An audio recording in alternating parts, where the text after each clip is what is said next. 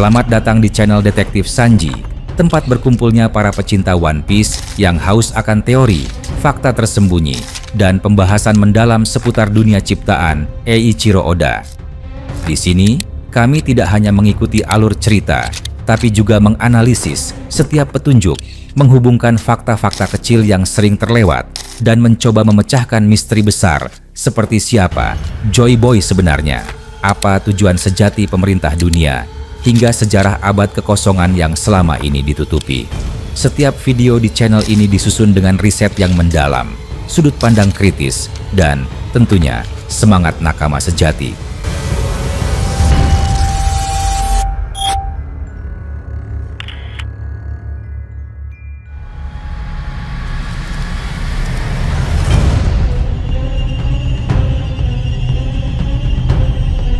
Sejak kemunculannya di bar kumuh di Mocktown, sosok Marshall D.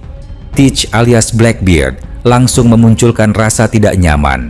Wajahnya selalu tersenyum, namun menyimpan kegelapan, tubuh besar yang tampak tak pernah lelah, dan percakapan anehnya tentang impian manusia. Di saat itu, belum terlihat betapa besar peran yang akan dimainkan oleh sosok ini di pentas dunia. Namun kini, jauh dari sekadar bajak laut yang aneh, Teach telah menjadi salah satu figur paling berbahaya di era baru, seseorang yang ambisinya melampaui gelar Yonko. Sosok yang bisa jadi merupakan titik balik dalam sejarah dunia One Piece. Dalam perjalanan panjang ini, ada benang merah yang perlahan mulai tampak. Kemampuan Teach menyerap dua kekuatan buah iblis adalah keanehan yang bahkan para ahli buah iblis pun tak bisa jelaskan. Di dunia yang sangat ketat akan hukum fisik dan spiritual dari buah iblis, hanya satu kekuatan yang bisa dimiliki oleh satu tubuh. Pelanggaran terhadap hukum ini biasanya berujung pada kehancuran tubuh, bahkan kematian. Namun Teach tidak hanya mampu menyerap satu tambahan buah, tapi juga menggunakannya dengan efisiensi mematikan. Pertanyaannya bukan lagi bagaimana mungkin, melainkan apa sebenarnya dirinya. Marco menyatakan bahwa tubuh Teach memang aneh. Shanks bahkan memperingatkan Whitebeard dengan nada serius, menyebut bahwa tubuh Teach tidaklah seperti manusia pada umumnya. Lalu dalam kilas balik, Ace mengungkapkan bahwa sejak kecil Teach tak pernah tidur. Semua pernyataan itu, jika ditautkan, menunjukkan bahwa keanehan ini bukan sekadar kekuatan iblis atau keunikan individu. Ini adalah anomali biologis dan spiritual. Spekulasi pun berkembang. Dalam dunia di mana darah keturunan dan warisan memiliki dampak besar, dari D hingga ras-ras kuno seperti Lunarian, Ming, dan raksasa kuno, muncul dugaan bahwa tubuh Teach merupakan hasil rekayasa. Jika benar ia adalah anak dari Rox de Zebek, maka pertanyaan selanjutnya adalah, apa yang sebenarnya dilakukan oleh Rox sebelum kejatuhannya di God Valley? Rox dikenal sebagai bajak laut yang tak hanya brutal, tapi juga haus akan kekuasaan dan pengetahuan terlarang. Ia memimpin kru dengan kekuatan luar biasa, terdiri dari individu seperti Whitebeard, Big Mom, dan Kaido. Namun, motivasi Rox tidak seperti Yonko lain. Ia tidak sekadar ingin menjadi raja bajak laut. Ia ingin menjatuhkan pemerintah dunia. Dalam obsesinya, bisa jadi Rox melakukan eksperimen ekstrim terhadap tubuh manusia dan kekuatan iblis. Bayangkan, jika Rox tidak hanya mengumpulkan kekuatan, tetapi juga mencoba menciptakan wadah bagi ambisinya. Seseorang yang bisa menampung banyak kekuatan. Seseorang yang bisa menyimpan lebih dari satu jiwa. Mungkin ini adalah alasan mengapa tubuh Teach begitu unik. Bukan karena ia dilahirkan seperti itu, tapi karena ia diciptakan. Bukti pertama adalah kemampuan menyerap dua buah iblis yang tak masuk akal. Bukti kedua adalah tidak tidur, yang tak pernah dijelaskan oleh Oda secara langsung. Bukti ketiga adalah simbol bajak lautnya. 3. Tengkorak. Angka 3 bukan sembarang angka. Bisa jadi, itu menunjukkan bahwa tubuh Teach memiliki 3 entitas yang hidup di dalamnya. 3 jiwa, 3 kesadaran, 3 kepribadian. Perubahan perilaku Teach juga sangat mencolok. Kadang, dia terlihat seperti badut konyol yang tertawa berlebihan dan sok akrab. Kadang, dia menjadi pemimpin pasukan brutal yang membuat keputusan taktis tanpa ampun. Di lain waktu, ia berubah menjadi sosok penuh kegelapan yang tampaknya haus darah dan kekuasaan mutlak. Tidak ada satu garis kepribadian yang konsisten, seolah-olah yang berbicara dalam satu tubuh adalah individu yang berbeda-beda.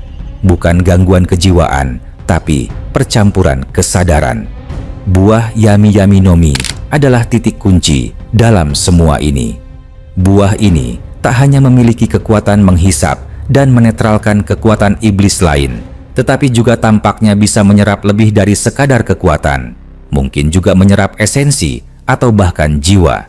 Jika kemampuan sejati buah ini adalah menyerap energi spiritual, maka tidak mengherankan jika Teach mampu menggabungkan dua kekuatan buah sekaligus, bahkan mungkin lebih. Bisa jadi ketika Whitebeard mati, bukan hanya kekuatan Gura-Gura no Mi yang diserap oleh Teach, tetapi juga bagian dari jiwa Edward Newgate sendiri. Dan bila itu yang terjadi, maka Teach mungkin tidak hanya membawa warisan biologis Rox, tetapi juga potongan dari entitas-entitas kuat dunia. Teach menjadi kontainer, bukan hanya bajak laut. Ia adalah rumah bagi kegelapan lama yang menolak mati. Hachinosu, pulau tempat Teach membangun markas, adalah petunjuk besar lainnya. Pulau ini dulunya adalah markas Rox de Zebek. Di chapter 1154 muncul mural wajah Rox, wajah yang sangat mirip dengan Blackbeard muda. Dan jika lokasi itu sekarang menjadi pusat kekuatan Blackbeard, maka ini bukan kebetulan.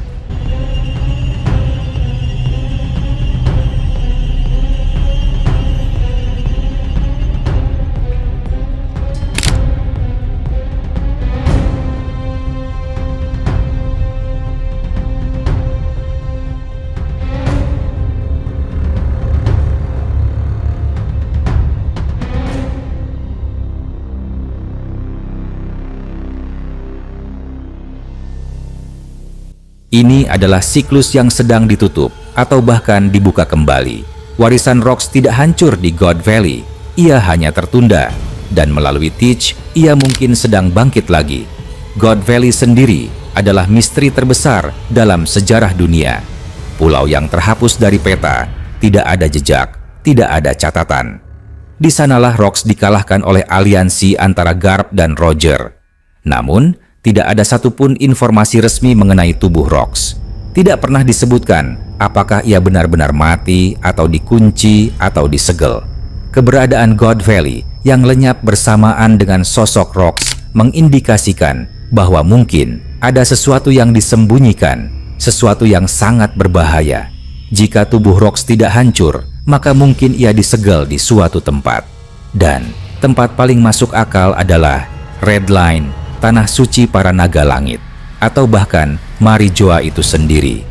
Jika Teach mengetahuinya, maka bisa jadi seluruh langkah yang ia ambil selama ini, dari bergabung dengan Whitebeard, membunuh Tetch, menangkap Ace, menembus Impel Down, merebut Gura-Gura no Mi, hingga menguasai Hachinosu, adalah bagian dari rencana besar untuk membangkitkan ayahnya. Dan disinilah hubungannya dengan Imu muncul. Jika Rox pernah mengetahui rahasia tentang Imu, entitas misterius yang menguasai dunia dari balik bayangan, maka konfrontasi antara Rox dan pemerintah dunia bukan hanya karena kekuasaan, tapi juga karena kebenaran yang ingin dibungkam.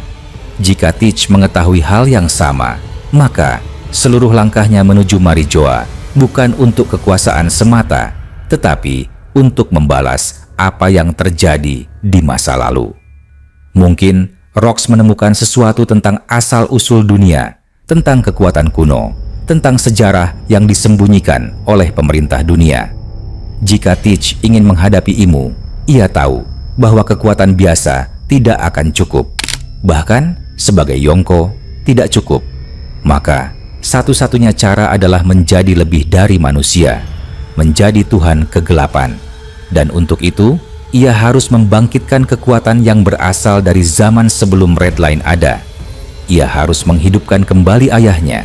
atau entitas yang jauh lebih tua yang merasuki tubuh ayahnya. Teori ini semakin diperkuat oleh suasana Hachinosu.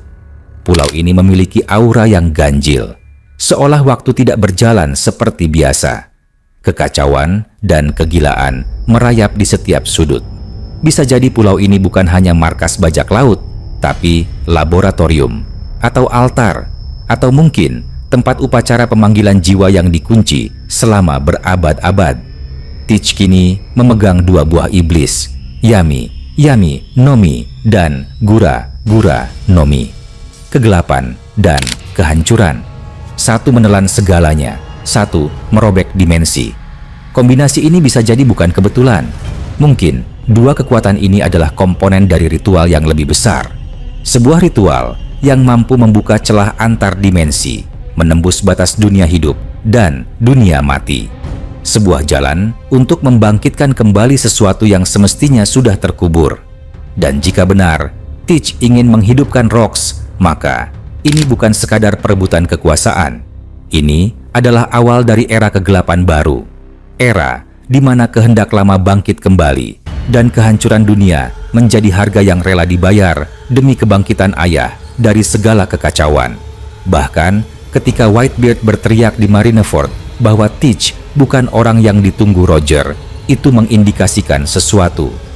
Roger menanti seseorang yang membawa harapan, dan Teach membawa sebaliknya, warisan kehancuran.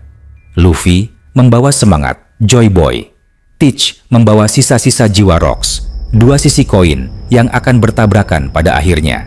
Satu membawa pembebasan, satu membawa kehancuran total. Dan semuanya mungkin sudah dimulai. Trinitas kekuatan Blackbeard. Ketika kegelapan, kehancuran, dan keabadian bersatu.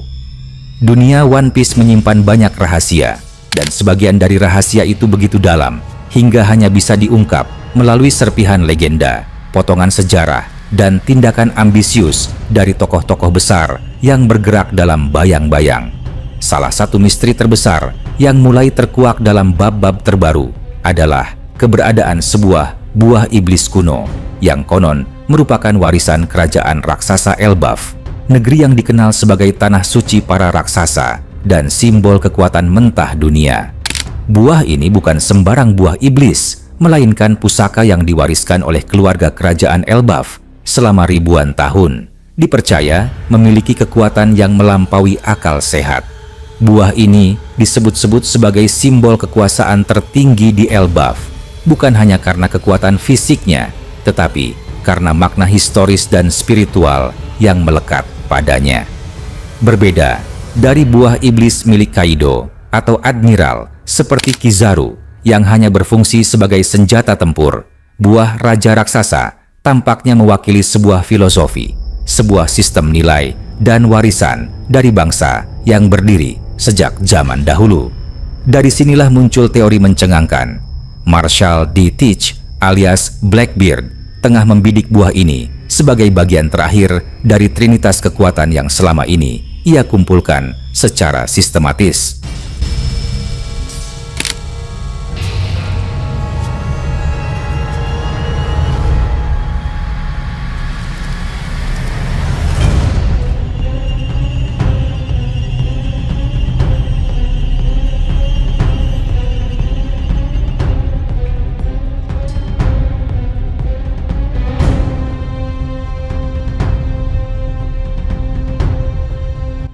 Setelah mendapatkan Yami Yami Nomi, buah kegelapan yang menghilangkan kemampuan buah iblis lain, dan Gura Gura Nomi, buah penghancur dunia milik Whitebeard, Blackbeard, kini diyakini tengah mencari buah ketiga.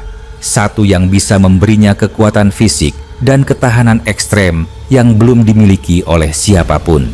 Tapi, buah ini lebih dari sekadar tambahan kekuatan. Ini adalah kunci, bukan hanya ke tubuh abadi, tapi juga ke dominasi sebuah bangsa.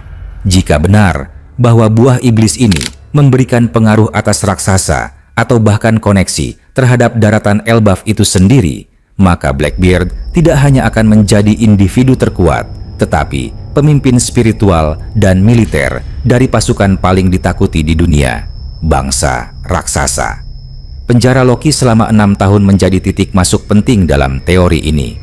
Pangeran muda Elbaf itu, yang sebelumnya dikenal dengan karisma dan kekuatan luar biasa, kini telah disingkirkan. Belum ada suksesi yang jelas. Ketiadaan raja definitif dalam sebuah kerajaan sebesar Elbaf bukan sekadar krisis politik. Ini adalah potensi kehancuran dari dalam. Dan dalam setiap kehancuran, selalu ada celah bagi pihak luar yang jeli, sabar, dan cukup kejam untuk memanfaatkan momen. Tidak ada sosok yang lebih cocok dengan deskripsi ini selain Blackbeard, bajak laut penuh perhitungan yang berkali-kali membuktikan dirinya bukan hanya kuat, tetapi juga mahir memainkan kekuatan dari balik layar. Buah raja raksasa ini dipercaya terhubung dengan pohon legendaris Adam, pohon suci yang digunakan untuk membuat kapal-kapal terkuat di dunia, termasuk kapal Roger Oro Jackson.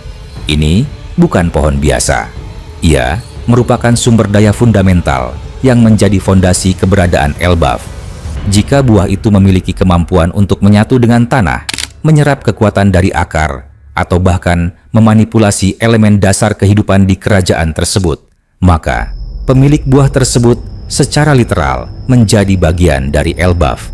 Bukan hanya pemimpin simbolis, tetapi penguasa mutlak yang memiliki ikatan biologis dan spiritual dengan kerajaan. Dalam bab 1130 hingga 1137, sebuah pernyataan mengejutkan dilontarkan oleh Loki yang menyebut dirinya Dewa Matahari Elbaf. Pernyataan ini menimbulkan berbagai pertanyaan karena sebelumnya tidak pernah ada penguasa Elbaf yang menyandang gelar dewa. Gelar ini memiliki arti mendalam. Ia bisa mengimplikasikan bahwa pemilik buah raja raksasa ini memiliki kemampuan transenden, kemungkinan memanipulasi cahaya, energi matahari, atau bahkan mampu menyerap dan mendistribusikan kekuatan matahari kepada rakyatnya. Jika ini benar, maka buah tersebut bisa berada di antara klasifikasi yang belum pernah terdefinisikan secara jelas. Bukan Zoan, bukan Paramecia, bukan Logia murni, melainkan semacam evolusi baru, buah iblis berkelas primordial. Bayangkan jika kekuatan itu jatuh ke tangan Blackbeard.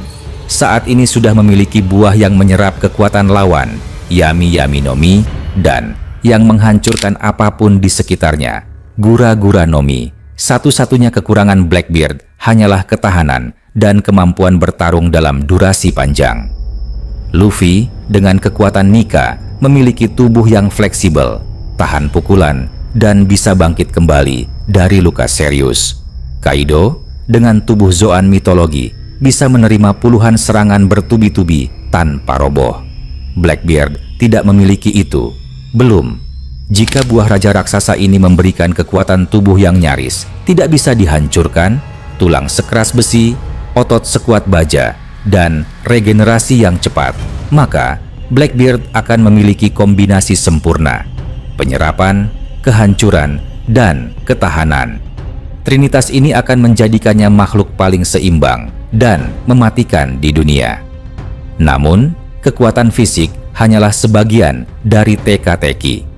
Teori lain menyebutkan bahwa buah raja raksasa ini memberikan semacam hak ilahi kepada penggunanya untuk memimpin para raksasa. Mungkin melalui resonansi darah, kemampuan membaca suara leluhur, atau bahkan koneksi dengan sejarah kuno bangsa purba. Dalam bab 1135 disebutkan bahwa beberapa raksasa modern masih memiliki jejak darah raksasa purba. Blackbeard dengan struktur tubuh abnormal dan keganjilan fisiologis yang terus menjadi teka-teki sejak awal, mungkin merupakan salah satu keturunan jauh dari garis keturunan raksasa purba tersebut. Jika ini benar, maka Blackbeard tidak hanya menginginkan buah tersebut untuk kekuatannya, tetapi untuk melengkapi dirinya sendiri, menggabungkan tubuhnya yang terfragmentasi dengan warisan yang telah menunggunya selama berabad-abad. Buah itu bukan lagi senjata, melainkan kunci evolusi terakhir bagi eksistensinya. Dan lebih jauh lagi, ia akan mendapatkan kekuatan untuk memimpin para raksasa bukan hanya dengan kekerasan, tetapi dengan legitimasi darah dan roh. Strategi Blackbeard dalam sejarah One Piece selalu menunjukkan satu pola: menunggu. Ia tidak pernah bergerak secara impulsif. Ia menanti Whitebeard tua melemah, baru mencuri gura-gura.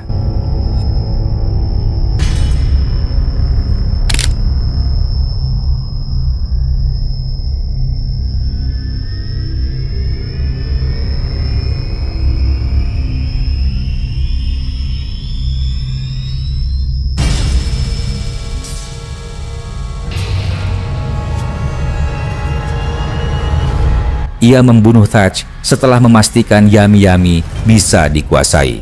Ia bahkan menunggu hasil perang Marineford untuk mengklaim gelar Yonko. Maka, dari itu, spekulasi bahwa ia kini sedang memantau Elbaf bukanlah omong kosong. Ketika kerajaan raksasa itu kehilangan arah, ketika para pemimpin berkonflik, ketika benteng sejarah mulai retak, disitulah Blackbeard muncul sebagai penyelamat atau perampok terakhir. Sebuah kerajaan tanpa pemimpin, tanpa pengganti sah, hanyalah kastil pasir menunggu ombak pasang. Dan dalam dunia yang diguncang oleh informasi kuno, teknologi Vegapunk, dan kemunculan kembali kekuatan zaman Void Century, keberadaan kerajaan sekuat Elbaf menjadi senjata politik dan militer yang luar biasa. Jika buah raja raksasa jatuh ke tangan Teach, maka kekuatan militer terbesar di dunia akan memiliki pemimpin baru. Raksasa, kapal perang, kekuatan daratan, bahkan wilayah seutuhnya bisa berada di bawah kekuasaannya. Konsekuensinya akan sangat besar, bukan hanya dunia bajak laut yang terguncang, tapi juga pemerintah dunia. Para Gorosei tidak akan bisa menutup mata terhadap dominasi semacam itu. Dan jika Blackbeard benar-benar berhasil, maka keseimbangan kekuatan antara Yonko, pemerintah dunia, revolusioner, dan petualang seperti Luffy akan hancur. Perang Dunia Kedua bukan lagi kemungkinan, melainkan keniscayaan. Buah raja raksasa bukan sekadar buah iblis. Ia adalah simbol. Simbol sebuah bangsa, simbol warisan, simbol dari dunia yang sedang menanti perubahan besar. Ketika dunia One Piece bergerak menuju akhir, ketika Laugh Tale semakin dekat, dan misteri Void Century mulai terbongkar, kekuatan seperti ini tidak akan tinggal diam di balik tirai sejarah. Buah itu akan muncul. Dan pertanyaannya bukan siapa yang akan menemukannya, tetapi siapa yang cukup sabar dan cukup haus kekuasaan untuk mengklaimnya. Dalam dunia yang terus berguncang oleh konflik antara masa lalu dan masa kini, antara kekuatan kuno dan ambisi modern, mungkin hanya satu sosok yang benar-benar siap untuk menelan masa depan itu, mentah-mentah Blackbeard. Bersiaplah, jika teori ini benar, maka dunia One Piece akan segera memasuki era paling gelap dan paling dramatis dalam sejarahnya, di mana bukan hanya kekuatan yang menentukan pemenang, tetapi warisan, darah, dan jiwa yang akan membuka jalan menuju dominasi dunia.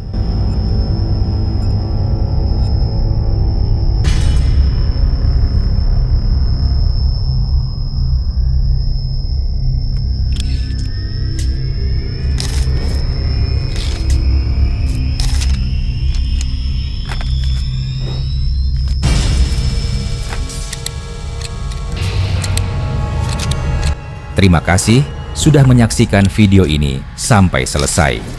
Kalau kalian menikmati konten ini, jangan lupa klik tombol like, tinggalkan komentar di bawah, karena semua teori dari kalian juga sangat berarti dan bisa jadi bahan diskusi di video berikutnya.